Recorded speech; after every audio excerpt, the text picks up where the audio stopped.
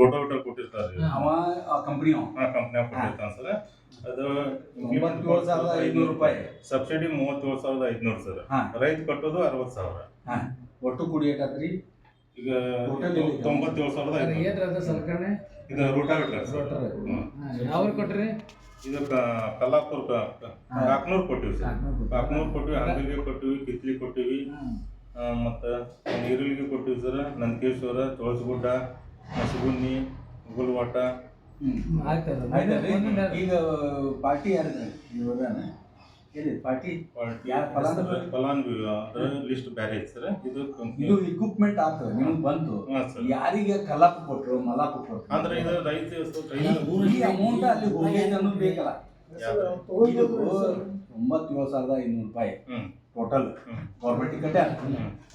ರೈತ ಕಟ್ಟಿದ್ದು 60,000 60,000 ಈಗ 60